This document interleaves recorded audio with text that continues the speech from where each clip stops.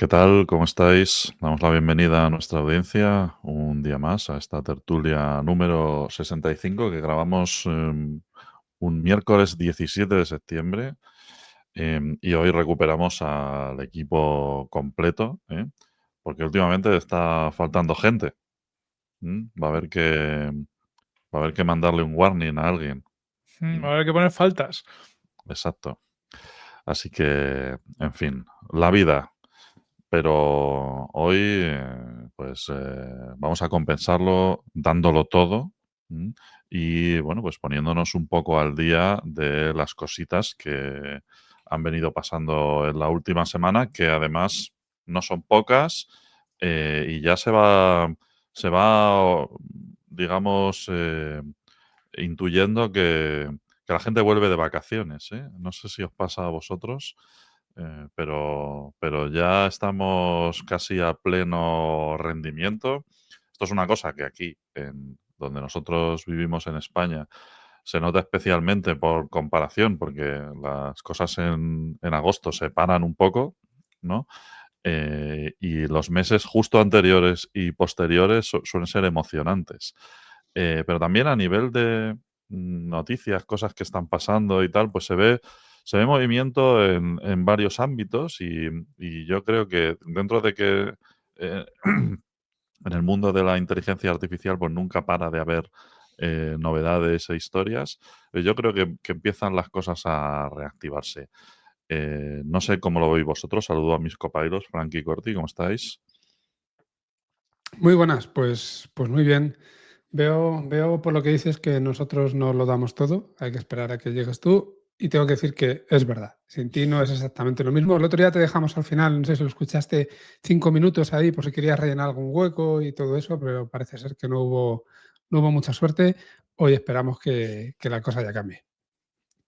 Hoy tengo que hacer 5 minutos más. 5 minutos Em, más, eso es. Te toca destacarlo, tienes que hablar más. bueno, no es algo que haga normalmente, pero lo intentaré. Así que nada, como he dicho, bueno, hay cositas además heterogéneas, ¿no? Y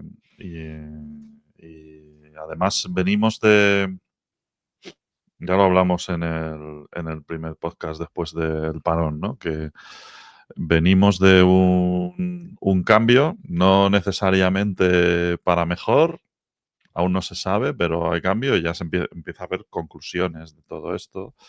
eh, y empezamos a vislumbrar un poco cuál puede ser, o a intentar adivinar cuál puede ser nuestro futuro en relación al uso que hacemos de la inteligencia artificial. Y en este sentido, Corti, pues hay gente que se dedica a estudiar cómo se usa la IA, ¿no? Ahora no se te oye. Estás muted. Oye, perdón. Ha salido, decía, un informe que ha publicado la gente de ChatGPT, o de OpenAI, un informe con el uso, ¿no? Desgranando un poco el uso que le damos a ChatGPT y salen datos muy, muy, muy interesantes. Aquí, para los que nos estén viendo, he compartido y estamos compartiendo algunas imágenes, las iremos contando. Son gráficas de este informe que cuentan cositas, pero las iremos contando en modo audio también.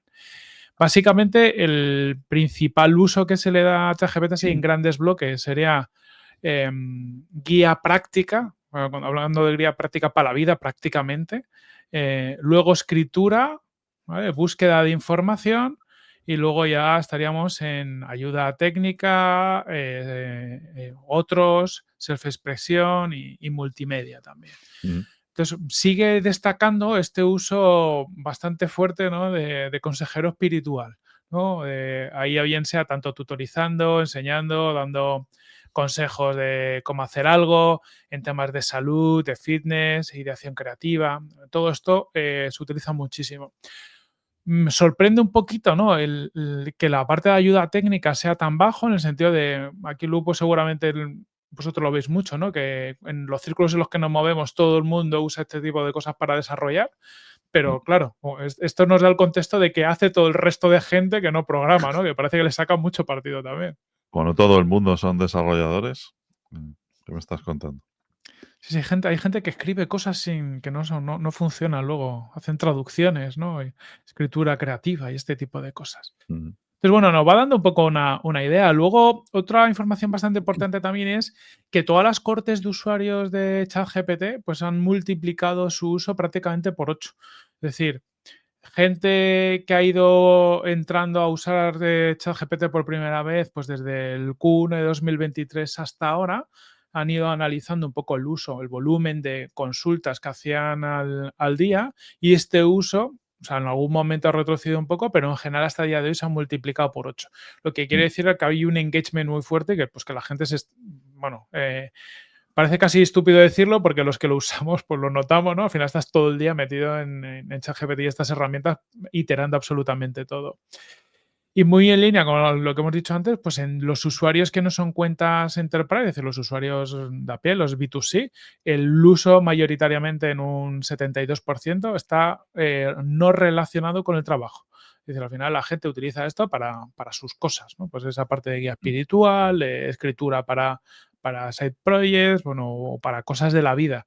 Pero esto es importante porque, claro, volvemos a lo mismo. No sé vosotros, me pasa que yo lo uso mayoritariamente para trabajo. Es decir, lo uso tanto en el trabajo que a lo mejor la parte personal me queda un poco desaparece, que la uso también, Mm. pero no sé cómo os pasa a vosotros.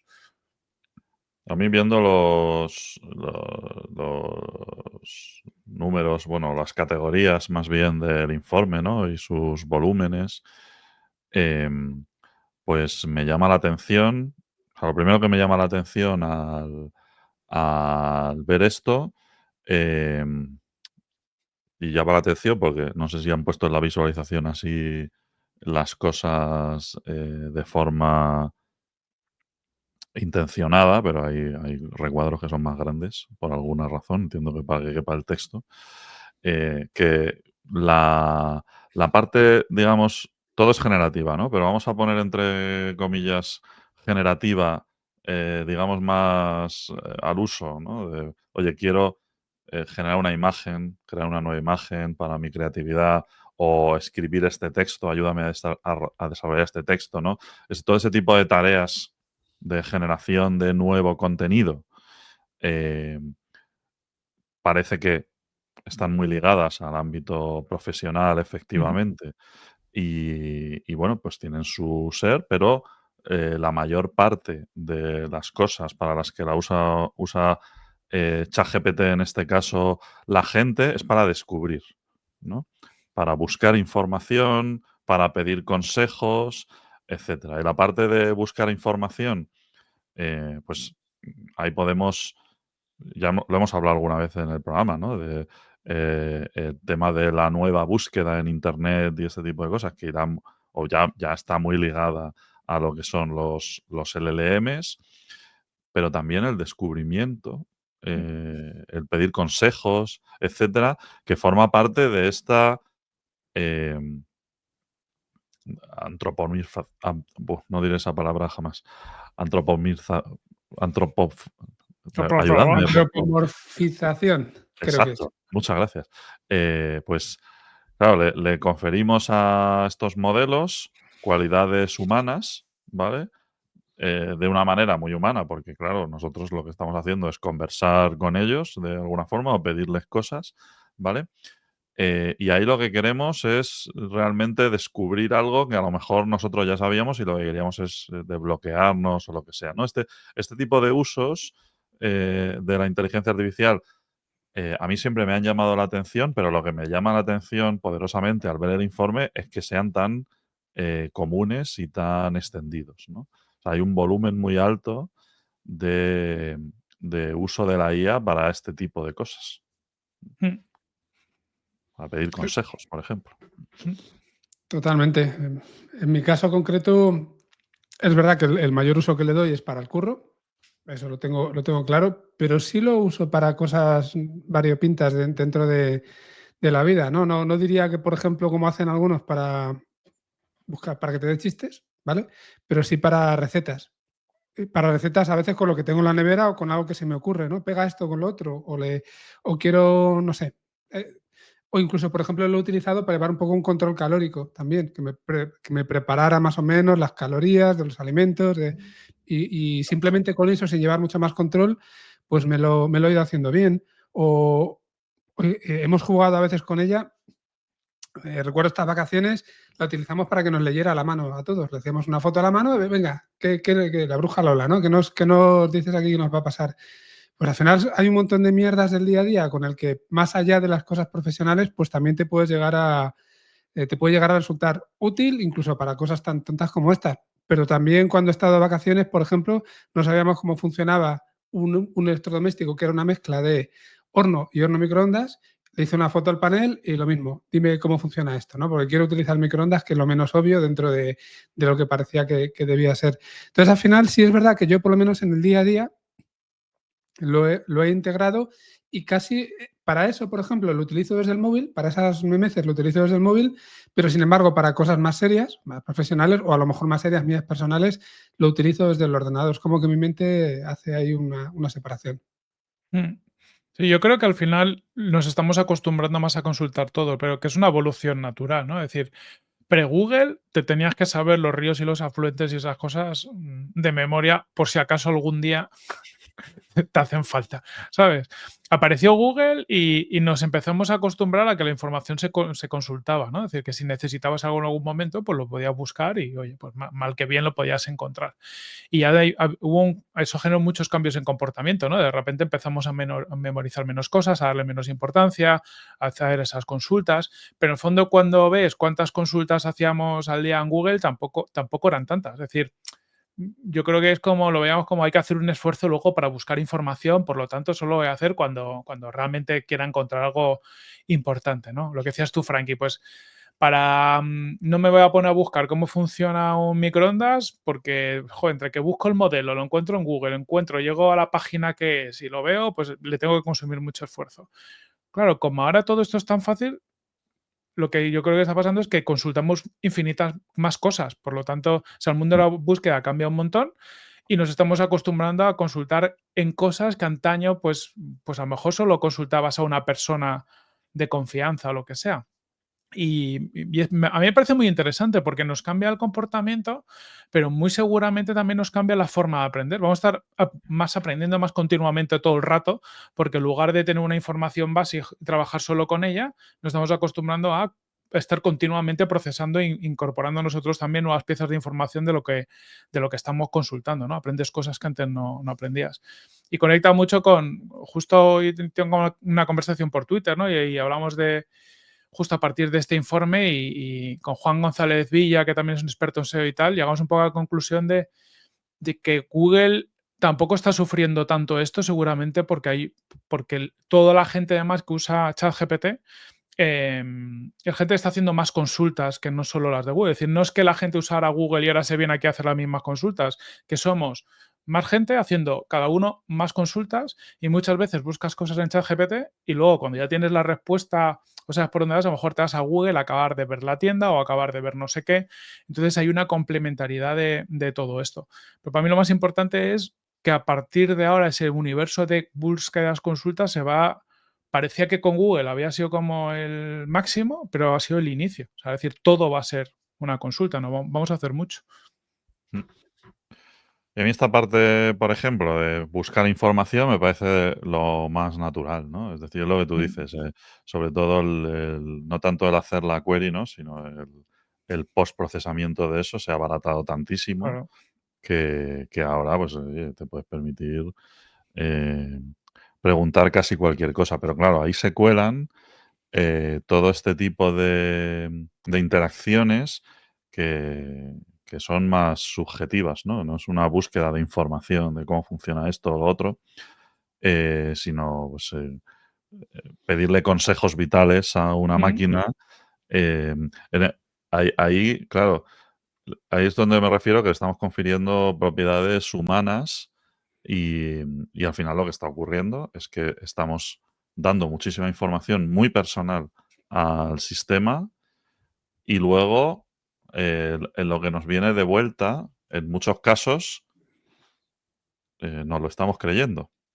Y hay casos que son muy, bueno, yo qué sé, pues, consejos de belleza o de cómo si esto me combina con esto, o cosas por el estilo, que casi la máquina te podría decir cualquier cosa, ¿no? Y puede parecer divertido y tal, pues está muy bien. Pero claro, cuando vamos a cosas más profundas, es esperable que una herramienta como ChatGPT responda de una forma de acuerdo al que es su entrenamiento, ¿no? Mm. Eh, O sea, que estás diciendo que cuando me leyó la mano no me acertó. ¿O qué? no, porque leer la mano quizá tenga una Una ciencia detrás, ciencia, ¿no? por decir algo, pero tiene unas reglas, ¿no? Es decir, entonces eso es muy claro, ahí no hay tu tía, o sea, luego ya está que tú te lo creas. Pero claro, cuando estás preguntando cosas que son complejas con respecto a temas emocionales, temas personales, etcétera, hay que entender que estos modelos, pues lo que tienen es un entrenamiento con un montón de corpus, un gigantesco corpus textual, donde se pueden encontrar seguramente piezas que tengan que ver con cosas parecidas, pero cuanto más concreta es la pregunta, más compleja, más específica, pues menos entrenamiento tendrá y en el mejor de los casos podemos entender que será capaz de responder de una forma más o menos genérica y de hecho tienen un sobreentrenamiento, digamos, que se les hace después para que no hagan locuras, para que no digan Mm. locuras. Pero, claro, si uno les confiere esa, digamos, personalidad, realmente te puedes llegar a creer lo que te está diciendo y en algún momento te puede resultar útil, porque oye, yo estaba bloqueado y este me ha dicho no sé qué, y mira, qué bien, ¿no? Que me ha dado otra perspectiva, otra forma de pensar. Pero hay que tener cuidado con esto. Mm. O sea, requiere mucha madurez por parte de todos al usarlo. También creo que tiene una parte muy buena y es que ahora consultamos cosas al que antes no consultábamos a nadie y Mm. no teníamos ninguna referencia más allá de nuestro propio pensamiento, que no tenía ninguna experiencia. Entonces, yo le veo, por decirlo así, más beneficios que perjuicios, porque al final, oye, tienes un apoyo para cosas que antes te guardabas y ahora como poco las sacas de una forma. Sí que requiere en todos los casos que es que no podemos confiar, solo tenemos que saber, no puedes confiar ciegamente en la respuesta de esto.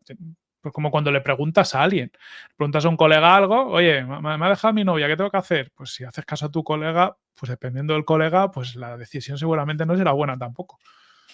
Seguramente pasa, de hecho, como pasaba también con los motores de búsqueda y seguramente sigue pasando, que hay una cierta, no sé si decir desigualdad entre los usuarios de este tipo de herramientas, porque en muchos casos no se sabe muy bien cómo utilizar, ¿no? Y estamos hablando de qué importancia le das a lo que te cuenta, pero estamos hablando también un poco del prompting mismamente. No todo el mundo sabe cómo hacer las preguntas de la manera adecuada, darle bien el contexto, cómo seguir avanzando. Y eso a lo mejor, bueno, pues puede crear algún tipo de brecha a la hora de poder sacarle partido, hacer que gente tarde más o tarde menos para poder llegar a sacar lo mismo. No sé si eso lo decían en algún punto del informe, porque no lo he leído completamente. No, No me suena, ¿no? vamos, por lo que he visto no me suena.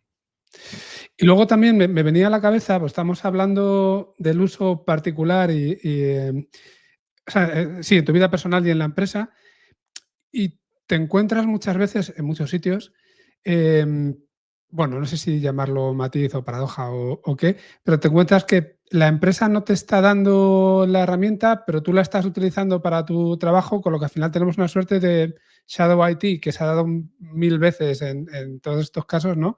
Desde Slack en su momento o Dropbox a un montón de aplicaciones. Y bueno, pues también es peligroso, porque hay una falta de control, una falta de gobernanza que al final, bueno, pues para la empresa yo creo que no es la mejor situación. A no ser que quieran espiarte.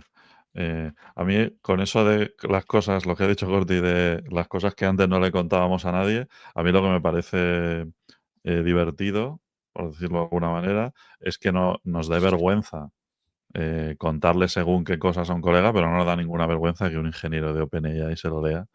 ¿Eh? Porque no, bueno, que es normal, no es obvio, no piensas que lo va a leer. O sea, nosotros sabemos que eso puede pasar, es poco probable porque Mm. es poco probable que alguien vaya a ver tus conversaciones en Lean procesos o justo la algo. tuya, ¿no? Claro. Y aún así, o sea, yo no es algo que tenga en la cabeza, Sí, sí, que la verdad. no lo ves. Yo alguna vez he pensado en qué pasaría si de repente hay un leak con eso. Es decir, si llegan unos hackers y publican en la dark web, que es donde ellos publican las cosas, una base de datos de conversaciones con ChatGPT de todo el mundo y puedes saber lo que no sé quién le ha estado diciendo, ¿no? Pues sería una buena movie, seguramente. Pues sería una buena movida, bastante tocha y no es por meter miedo a nadie, pero esa base de datos existe. Sí, bueno, sí, Sam Altman ya dijo que si a los usuarios, ¿no? Dijo, oye, pues que sepáis que si algún día la policía o alguna entidad nos requiere conversaciones vuestras, las vamos a tener que dar. De Lo que verdad. quiere decir que las tienen almacenadas. Espero que muy bien securizadas, pero. Sí, eso lo dicen todos. Y eso sería graciosísimo. ¿Eh? Yo creo que es para el April's Fool, es una buena amenaza Mm, de los de ChatGPT. Vamos a hacer que todas las conversaciones sean abiertas a partir de mañana. mm, No pueden decir eso porque habría gente que haría locuras, ¿no? Bueno, es un momento de reflexión personal cada uno de nosotros, los que no esté escuchando, que piense qué es lo peor que podría salir suyo en un leak así. Pues así ya puedes ver si a lo mejor tus conversaciones con ChatGPT Sí. tienes que limitarlas. Generalmente, cualquier cosa que tú pongas en internet, en cualquier sitio, es susceptible de un buen día salir. Otra cosa es que digas, oye, es que yo no le intereso a nadie, ¿sabes? Mm, A nadie va a venir, no es como si salen las conversaciones de Elon Musk, ¿sabes? Que las mías, mm. pues ya ves tú, nadie va a hacer ni el esfuerzo de leérselas. No. A mí yo he llegado a un punto en la vida, me pasa en todas las facetas de mi vida, me di cuenta hace tiempo que es que mi vida es tan aburrida que ya no me preocupa ni que me vean el WhatsApp, ni el chat GPT, ni que haya un leak. Y digo, pues es que no, por desgracia no hago nada que sea suficientemente interesante como para que la asombre a nadie. Sí. Doy fe, no te preocupes. Muy bien. Y bueno, hablando de problemas, problemas importantes de la inteligencia artificial, eh, pues Frankie nos trae algo relacionado con el problema de la adopción, ¿no? Sí, la adopción bueno, y sobre todo los beneficios que está dando. Hay un informe que ha publicado Larry estos últimos días que está basado en 350 pues, líderes, sobre todo de Haití y también de la parte de finanzas, lo cual a mí me gustaría también tener la opinión más de CEOs y de otros tipos de directivos, ¿no? Pero bueno, está bien. Y lo que dice este informe es que el 72% de estos líderes lo que asegura es que la adopción está reduciendo la rentabilidad en lugar de aumentarla. ¿Vale? Se Ujú. supone que el objetivo es el contrario, pero según ellos están viendo que se reduce. Y además, el 85% cree que solamente tiene 18 meses para no quedarse atrás. ¿Vale? Se está creando una suerte de agobio por un lado, de FOMO por otro en algunos casos, donde todo el mundo ve o todo el mundo tiene la sensación de que el vecino lo está haciendo muy bien en temas de IA, quizá porque es lo que se vende a nivel de marketing, y todo el mundo mucha gente está viendo que ellos no les está yendo tan bien y que no tienen demasiado tiempo para ponerse al día. Aquí claro, se estaba hablando de que la inversión global en inteligencia artificial en 2025 iba a superar los 650.000 más o menos millones de dólares, y lo que te están diciendo la mitad de los directivos es que no sabe si está recuperando esa apuesta. Algunos ya te hablan de que han perdido visibilidad sobre su stack tecnológico, precisamente por el tema del Shadow AI que estábamos comentando hace un momento. 8 de cada 10 tienen miedo de que haya fugas de datos sensibles, y también lo estábamos comentando hace un segundo. O sea, hay problemas en todas partes, y el 90% de las empresas dice que hace auditorías internas y se encuentra precisamente que tienen muchas más herramientas y muchas más aplicaciones de IA de las que pensaba por este tema del Shadow AI, ¿no? Bueno, pues no están teniendo el control, no está habiendo un gobierno adecuado, tenemos no sé, una suerte de caos dentro de todas las empresas, y los pilotos, pues en muchas ocasiones no están dando el resultado adecuado.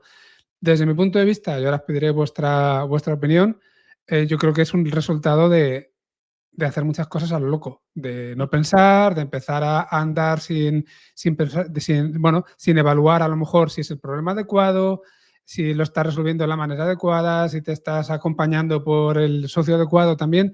Hay un montón de temas ahí que seguramente, pues como ha pasado con otras tecnologías, no es algo nuevo. Al final empezamos a tirar para adelante, luego ya nos damos la hostia, analizamos y a lo mejor empezamos a hacer mejor las cosas. Lo que sí estoy de acuerdo es que en general, por un lado, el que ha empezado tiene que ser capaz de reaccionar y mejorar, y el que no ha empezado tiene que empezar a ponerse las pilas. No sé cuál es el horizonte temporal, pero sí creo que cuanto más tiempo dejes pasar, más a la cola te vas a quedar, ¿no? Más lejos se van a poner los que sí lo están haciendo, podamos decir que bien. No sé cómo lo veis vosotros. Antes de continuar, ¿podemos definir este concepto de Shadow AI para nuestra audiencia? Que lo hemos dicho ya 2 o 3 veces. Sí, no sé si, corregidme, pero básicamente se trata de utilizar herramientas de inteligencia artificial dentro de la empresa sin que la empresa sean conscientes de que tú las estás usando. Es ponerte a utilizar ChatGPT sin que lo sepan tu jefe, por decirlo así, y con eso, bueno, pues te estás ayudando, te estás apoyando, pero estás creando potencialmente agujeros de seguridad, según lo que estábamos diciendo antes, y sobre todo, pues el control que tienen de todas las herramientas en las empresas, pues se está perdiendo.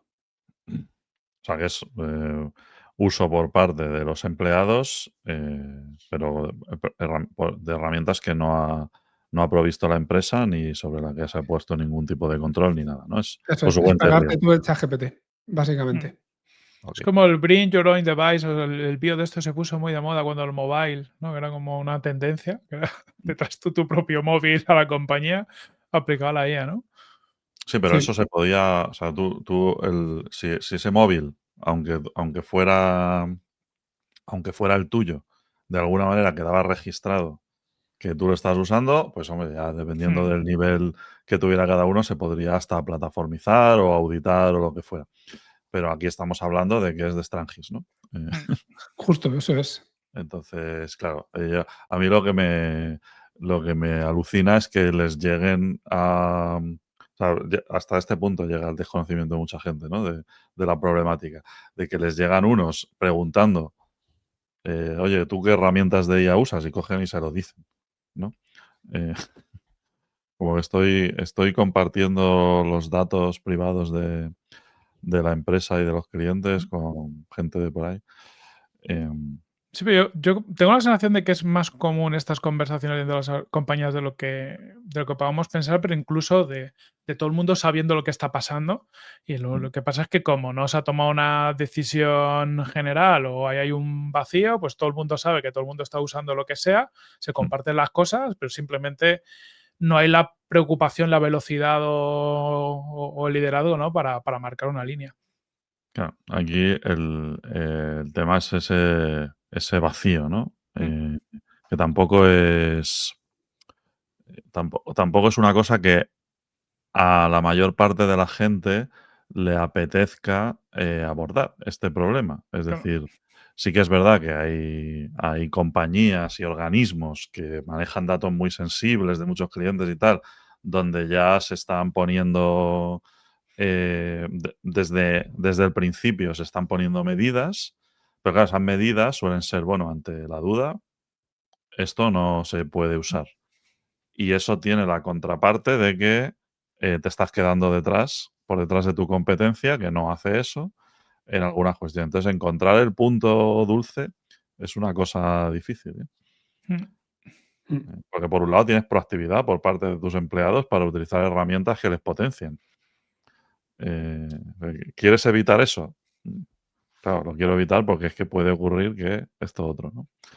Eh, Sí, yo creo en muchos niveles, porque, o sea, en gran corporación seguro que van por ahí los tiros, pero yo creo que, por ejemplo, en mediana empresa lo que hay es un nivel de desconocimiento de la leche y en muchos casos me puedo imaginar oye, no tenemos no vamos a pagar ChatGPT Enterprise, pero si alguien se lo quiere usar, que lo use sin acabar de entender todas las derivadas. Que lo mismo pasó en su día con los temas de ciberseguridad, accesos, ¿no? Lo que hablábamos de tener tu propio dispositivo. Sí, las organizaciones un poco serias pues tenían como protocolos, historias y tal.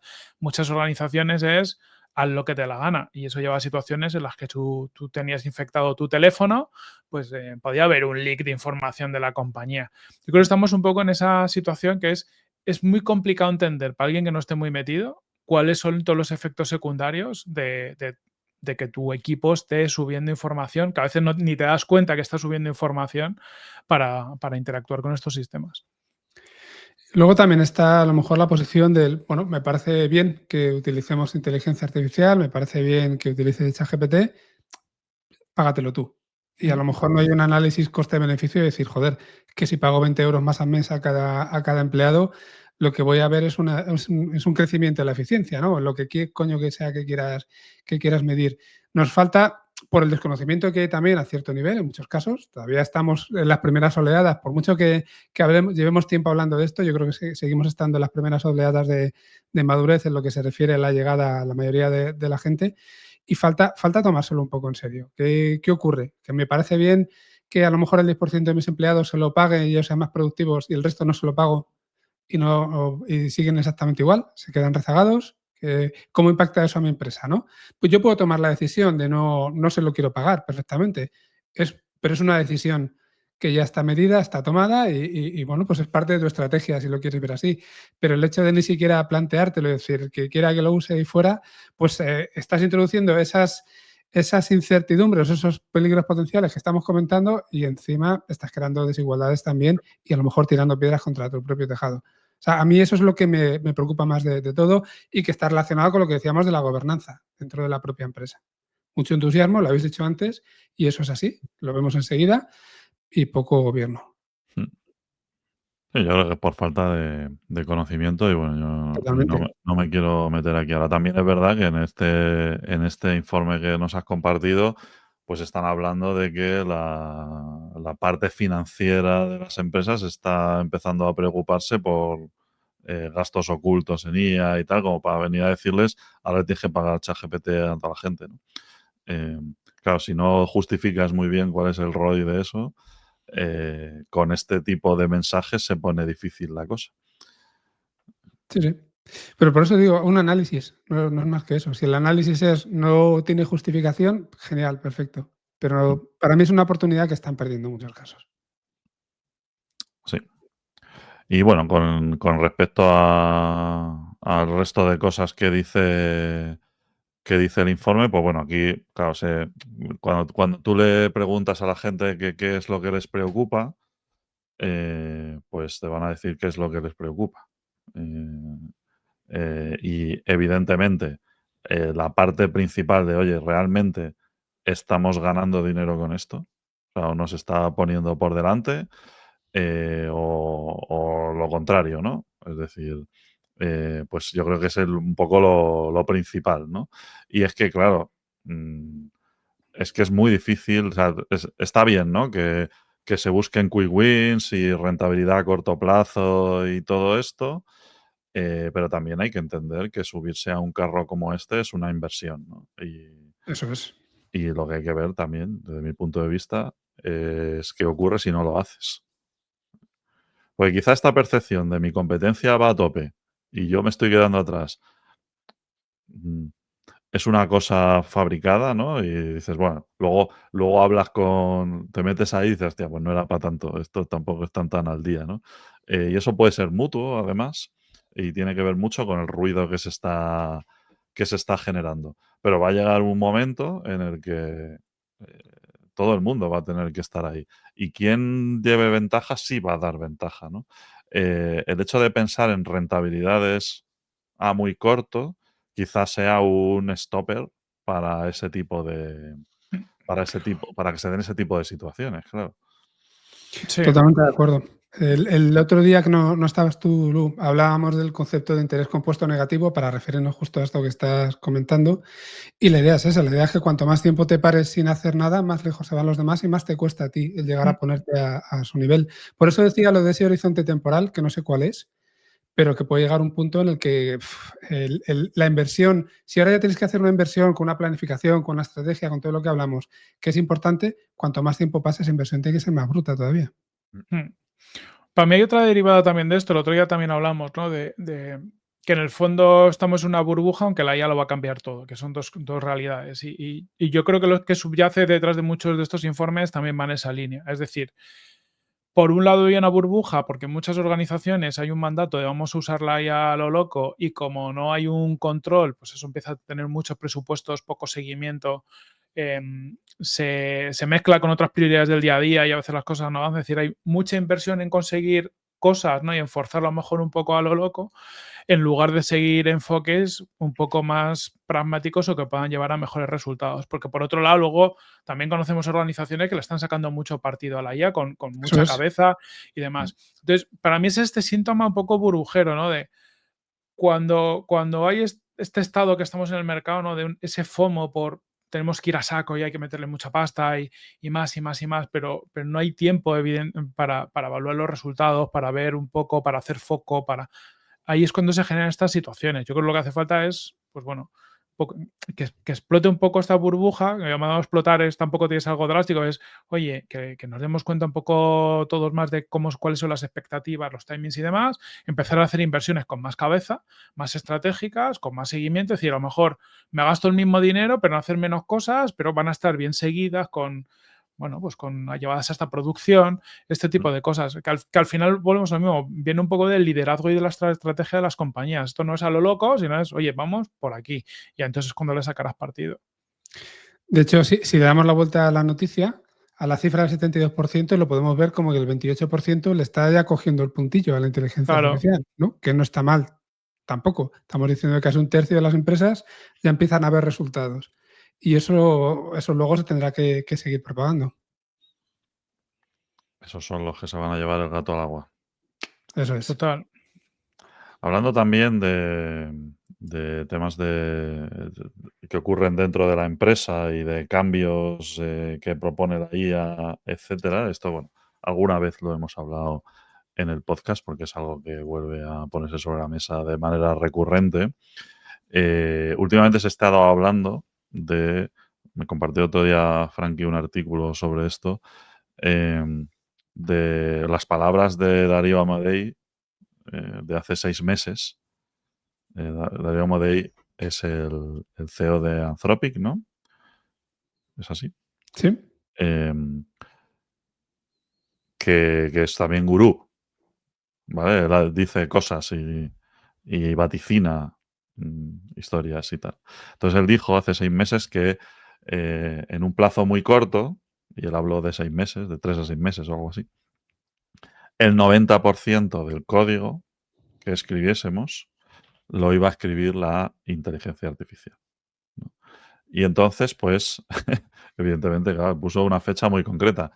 Él podía haber hablado del año 2030. Entonces, bueno, como hace todo el mundo, cuando no quieres que te lo auditen, ¿vale? Porque cuando llegue el año 2030, pues vete a saber si aquí ha caído un meteorito. O sea, es que nadie se va a acordar. Pero claro, lo dijo hace 6 meses. Entonces dijo en 6 meses. Entonces, 6 meses después, ha llegado la gente y se ha puesto a decir, bueno, esto que dijo el gurú es verdad, ¿no? Entonces, a mí me gustaría hablar de esto porque los artículos que hemos estado leyendo al respecto, pues básicamente le dan palos, ¿no? Como, mira cómo se columpió Darío Amodei, ¿no? Con sus rollos y tal, cuando realmente hay estudios que hablan de que realmente la IA está ralentizando a los ingenieros, que si causa problemas de seguridad porque mete muchos leaks y tal, a veces se vuelve loco y hace cosas que no pides y llegan a producción, o te borra una base de datos y cosas por el estilo. Estudios, y aquí ya empiezo a dar mi opinión sobre todo esto y ahora os digo por qué traigo el tema. Estudios que, bueno, si uno profundiza un poco, pues básicamente hacen cherry picking de situaciones muy concretas o de opiniones sesgadas, pero cogiendo las palabras de Amodei, eh, es cierto que no se escribe el 90% del código, pero esto no ocurre no porque no sea posible, sino porque un porcentaje muy alto de los programadores en el mundo no han adoptado todavía este tipo de soluciones. Pero lo que sí ha ocurrido es que hoy en día es posible adaptar un flujo de desarrollo de software en el que escribes muy poco código. Y esto sí estaría en estas cifras. La industria está cambiando, ¿m? El día a día de los programadores va a cambiar radicalmente y quien está a la última de las tecnologías de programación con agentes IA, etcétera, ya existe un consenso, y aquí estoy hablando también de popes de la informática, no estoy hablando de gente que hace, un chavalín que hace bytecoding y que se ha hecho no sé qué aplicación, no.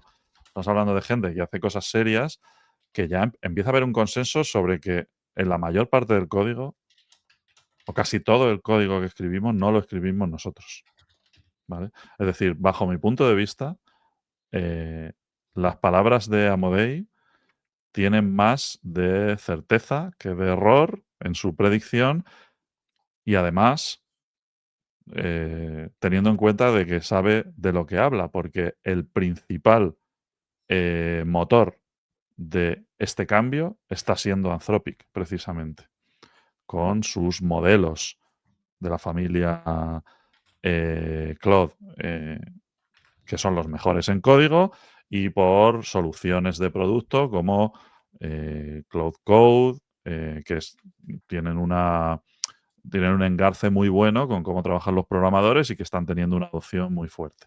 ¿Vale? Entonces, eh, yo creo que acertó. Fíjate, en contra de lo que... No en las cifras globales, porque la adopción es importante, es decir, tardaremos en llegar ahí, pero ya hay mucha gente importante del software diciendo hay que cambiar los procesos de trabajo que tenemos porque la mayor parte del código, o sea, ya no es como antes. Y lo que sí, y no es como antes, no para la mayor parte de la gente porque no se ha adoptado. Y tiene sus fallos, y tiene sus errores, y tiene sus problemas, etcétera. Pero lo que está claro es que ya estamos en la carretera hacia eso, ¿no? Y va a llegar el momento que todo va a cambiar y que tendremos que adaptarnos. Tendremos que adaptar la forma en la que trabajamos, nos comunicamos con los compañeros, entregamos las soluciones, los tiempos que tardamos en desarrollar según qué cosas cambian muchísimo, lo que podemos cobrar por soluciones software, etcétera, ¿no? O sea que la industria se revoluciona. Eso significa, que es lo que entendía mucha gente cuando él dijo esto del 90% del código, ¿significa que el 90% de los programadores se van a quedar sin trabajo? Que es lo que entiende mucha gente cuando él dice esto, que no está diciendo esto. No, de hecho seguramente sea lo contrario, ¿no? Porque probablemente lo que ocurra es que mucha más gente podrá ser programador, ¿no? Si llegamos a ese punto. Ahora no estamos ahí porque cuando tú te relacionas con programación, con IDEs agénticos y tal, tienes que saber muy bien interpretar lo que hace y tal, porque tienes que leerte todo el código que genera, decirle cosas muy específicas sobre esto no, esto sí y tal, y vas iterando con él. Pero es que vamos a ver, si tú programas así con Cloud Code y te relacionas bien con él y lo usas adecuadamente, este rollo de fichero en blanco y yo me pongo ahí arriba a poner import no sé qué y luego function no sé cuánto, eso ya no se hace. Es así. Mm, Eso ya no se hace. Y no hace mucho, eso era el estándar. mm, Entonces, yo soy Team Amodei. mm.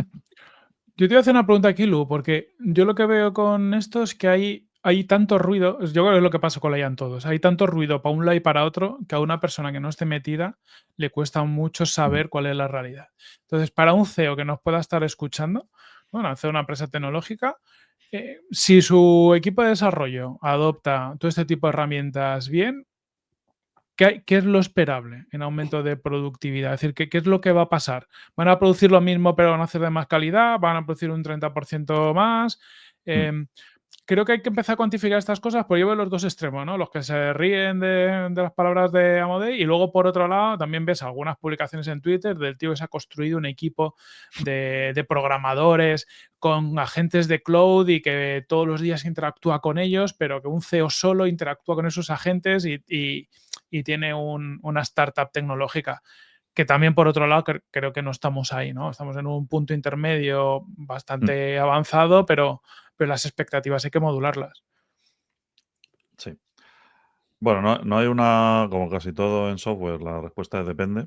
No hay una respuesta única a esto porque depende mucho de la complejidad de las soluciones que tú estés desarrollando.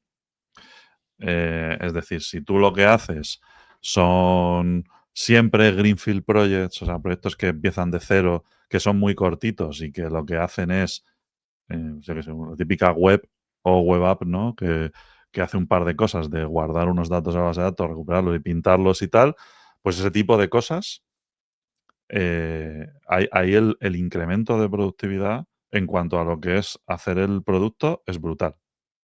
O sea, estamos hablando de que es que prácticamente ese tipo de cosas prácticamente te las hace la IA al completo. Luego, es verdad que las complejidades de desarrollar soluciones de software van mucho más allá de escribir el código. Pero también es cierto que escribir el código y tratar con él, etcétera, te quitaba muchísimo tiempo, ¿no? Entonces, no te puedo hablar de un 30% o de un 90%, porque también existen entornos en los que se mantienen, por ejemplo, bases de código gigantescas con muchísimas dependencias y donde se hace mantenimiento y tienen mucho recorrido, etcétera.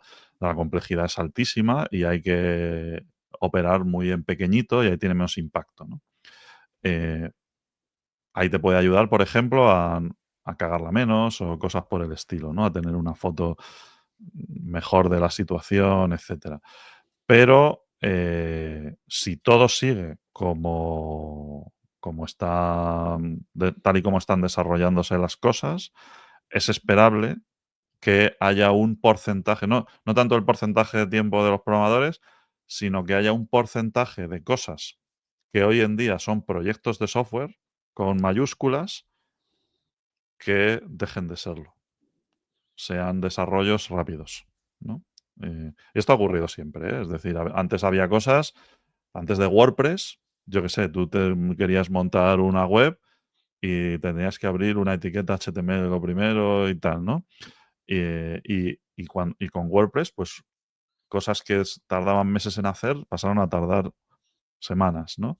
Pues con esto pasará lo mismo para una cantidad de proyectos determinada, de lo que hoy son proyectos. ¿Qué pasa? Que en un momento dado también se dejará de pagar por ese tipo de soluciones lo que se paga ahora, evidentemente, porque el coste va asociado al valor. Mm, Entonces, claro, lo que pasa es que, claro, hay gente que en el interín aprovechará para sacar pasta. O sea, si tú eres claro. espabilado, lo que tú dices, ¿no? Ese de Twitter, que eso tendrá mucho humo, pero sí que hay gente haciendo ese tipo de cosas. Sí que hay gente pudiendo abordar pequeños desarrollos por los que cobra un dinero que hoy en día se entiende que es razonable y donde antes abarcaba uno al mes, ahora abarca cuatro. Y entonces, durante un tiempo, esa persona va a poder ser 4 veces más productiva, pero eso Claro, tiene rendimientos decrecientes. Llegará un momento que todo se estabilice. Lo que pasa es que las soluciones que haremos serán mucho más complejas y mejores, ¿no? claro. Mm, mm. Yo estoy muy de Es acuerdo en eso, ¿no? Que vamos a tender a hacer cosas más potentes. Al final siempre, ¿no? En el medio plazo esto se normaliza de una forma u otra, ¿no? Es decir, si nos sale más barato hacer estos desarrollos, pues todos los desarrollos serán mejores, todas las webs serán mejores. O sea, tu estándar de calidad sube, por lo tanto, al final necesitas, vamos a decirlo, ¿no? En el medio y largo plazo acabarás necesitando los mismos desarrolladores, lo que pasa, evidentemente, la pinta de un proyecto será distinta. eso es. Para mí la jugada de Amodei ahí, quizá, lo que le podía reprochar desde mi punto de vista, él habla de un 90% de generación de código, está hablando de volumen directamente. Quizá la lectura pública que se hace es que ese volumen se traduce en productividad y de alguna forma estamos hablando de un por 10 casi, ¿no? El ser 10 veces más productivos y el 90% del código lo genera la máquina. Y quizá ahí lo que podría haber hecho era salir a corregirlo, a matizar sus declaraciones o a dejarlas un poquito más claras. Si no lo hizo es porque seguramente le interesaba. de alguna forma, ¿no? No creo que fuera por otra razón. Pero estoy de acuerdo con que, o sea, estás de acuerdo en todo lo que habías dicho. Es un tema de entendimiento del público al que le llega y es un tema de que, bueno, que la adopción no nos tiene todavía ahí, Mm, pero bueno, que sí, que seguramente ha sacado partido de alguna forma de eso. Igual la valoración de su empresa ha sido mayor en la claro. última. O sea, es parte del humillo esto que hay, ¿no? Lo que hablamos, ¿no? Hay una capa de humo porque hay muchos mensajes que tienen dobles intenciones y que tienen una parte de verdad, pero cómo lo dices, porque a ver, cuando uno dice este tipo de cosas, sabes perfectamente cómo lo va a tomar el público general y cómo va a valorar su empresa. Mismo tipo de cosas dice Sam Altman cuando decía lo de, no, es que ChatGPT 5 va a ser como, "Buah, esto es la AGI de verdad, esto tal". Bueno, y lo hemos visto y es mejor y tal, no sé qué, pero bueno, no corresponde. Pero bueno, es un momento de expectativas infladas que están aprovechando por su lado. El mercado tiene que descontar otra serie de cosas. Mm, Exactamente. Pero bueno, yo vuelvo a decir, que no, tampoco se puede decir que fuera muy desencaminado. Eh, Mm, y es verdad que los gurús y todos estos iluminados, pues no salen luego a matizar lo que han dicho. Lo mm. la sueltan y a por la siguiente. Así que bueno, seguiremos informando sobre las novedades en el mundo del código, mientras esto del código siga existiendo, ¿eh? Em, Esperemos que dure. Venga, cambiamos de tercio. Yo traigo una cosa que está relacionada con algunas cosas que hemos dicho. Y básicamente es un artículo, luego lo pondremos en las notas del episodio, donde se analiza el problema de la calidad en la IA generativa, con un caso práctico, que es el caso de Amazon, que ha desarrollado una especie de sistema con IA generativa para mejorar de forma masiva su catálogo. Juraría que hace unos cuantos programas lo dijimos, que ellos iban a tener un ujú, proyecto, ¿no?, como de usar IA generativa para crear el gran catálogo de productos del mundo. Pues esto mm, ya lo están haciendo. Al final usan IA generativa, pues para cuando le siga información de un producto, porque claro, su catálogo integra fuentes de proveedores, de merchants, de todo el mundo, pues este sistema es capaz de encontrar información que no sea fiable, producir nuevas ideas para nuevas páginas de producto, testar la efectividad, mejorar a partir de feedback, un montón de cosas. Pero claro, cuando lo han puesto a funcionar, se dieron cuenta que más o menos el 80% de todo lo que estaban generando no era fiable. Es decir, el enfoque general está bien, pero luego los resultados que iban dando pues tenían sus cositas. Y al final lo que han hecho es montar un sistema de control de calidad por encima, que es la parte que me parece interesante, que creo que está muy alineada pues, con lo que hablamos antes con la noticia de Frankie, ¿no? De, oye, ¿cómo aplicar esto inteligentemente en tu empresa? Pues ellos han hecho el test, han visto que les puede dar una serie de ventajas, pero tiene una serie de problemas y han empezado a trabajar en un sistema de control de calidad pues que tiene pues como guardar raíles para evitar problemas comunes, se generan perfiles estadísticos y rangos normales para determinados tipos de producto para que si la IA se sale mucho de esos rangos, pues se active una revisión. Tienen modelos de IA, LLMs que controlan otros LLM, ¿no? Al final como los Watchmen, pues ahí vigilando para que se vayan corrigiendo. Hacen automáticamente test A/B a gran escala con muchas de las sugerencias que vienen. Es decir, no cojo lo que me da la IA, como claro, ellos tienen mucho volumen, tampoco puedo poner humanos a revisarlo, entonces lo que hacemos test A/B sobre usuarios, bueno, sobre usuario, a veces incluso sobre usuarios sintéticos, y voy viendo cuáles son las cosas que mejor pueden funcionar. Entonces, por ejemplo, con esos test A/B ven que un 40% de los contenidos con IA mejoran o no empeoran y un 60% tienen impacto negativo y no se publican. Y tienen, pues al final, un sistema de aprendizaje continuo, pues con modelos de cliente virtual para dar feedback inmediato sin involucrar a usuarios reales, este tema más de usuarios sintéticos, experimentos multivariantes para analizar combinaciones complejas y test de concepto por lotes para cuando no hay suficiente tráfico para un test individual, aplicar ese concepto pues, a varias fichas de producto, a categorías o lo que sea para darle caña a todo. Me ha parecido un ejemplo muy bueno, ¿no? De cómo, oye, vamos en esta línea, necesitamos tener una IA para mejorar todo el catálogo. Voy cogiendo los problemas que me va generando y lo que voy haciendo es iterando para acabar teniendo un sistema que funcione. O sea, sí que con poca supervisión humana cumpla todos los criterios que esperamos, ¿no? De que un sistema con inteligencia artificial, que sea oye, que funcione mejor, que lo que me esté dando como resultado sea algo verídico y este tipo de cosas. Tú, Lo yo, cual dale tú, Lu, venga. Sí, lo cual va muy alineado con pues una visión, por ejemplo, que tenemos nosotros en AI Hackers y que, bueno, mm, no tendría por qué asociarse solo a inteligencia artificial, ¿no? Pero que los proyectos de IA cobran como mayor importancia, que es muy difícil, como la incertidumbre es grande sobre el comportamiento, etcétera, es muy difícil que tú pongas las soluciones a ese tipo de problemas de, pues yo qué sé, Mm, poca precisión, omisión de información, alucinaciones, etcétera, los puedas diseñar o los puedas preconfigurar sin que la solución esté funcionando en producción. mm, Entonces, este tipo de desarrollo, que va muy alineado con todo lo que es la mentalidad, digamos, agile, esto no son cosas nuevas, ¿no? mm, Em, pues cobra mucha fuerza cuando tienes un menor determinismo, que es el que te introducen en la práctica, ¿no? Los LLMs son no deterministas y es muy difícil que tú, por mucha experiencia que tengas, ¿no? A ver, podrás, evidentemente, con la experiencia puedes anticipar problemas, no vas a tropezar siempre con la misma piedra, pero casi siempre los problemas que tú anticipas son pues le tengo que poner observabilidad para saber en qué se está equivocando, tengo que tener un medio para poder iterar, pero la mejor manera de... Los proyectos de IA generativa se suelen desarrollar de la siguiente forma. Eh, la IA generativa te permite entregar algo muy rápido, ¿no? Porque como programadores, lo hemos hablado antes, vas mm, más rápido. eh, Pero el propósito de eso no es tener un producto muy rápido, desarrollado muy rápidamente, sino tener algo que tú puedas ver funcionando y sobre lo que puedas iterar muy rápidamente. Y luego entra una segunda fase más dura y más larga, que es la fase de refinamiento. Y ahí lo que vas haciendo es observar el sistema, ver en qué se equivoca, refinar, medir, iterar, eh, meterle nuevas piezas, agentes, etcétera, que van tal, y esto es lo que ha hecho Amazon aquí, ¿no? Por lo que parece. mm, Y eso es lo que te lleva a converger hacia un punto, nunca se llega a la perfección, pero se llega a un punto, se supera un umbral de satisfacción sobre la precisión o la performance del sistema que todo el mundo considera que, pues, ya está bastante bien, ¿no? Y luego, pues, a otra cosa, la mariposa. Es la manera de desarrollar, ¿eh? Porque es muy difícil que tú sepas a priori, cuál va a ser el comportamiento, tienes que observarlo.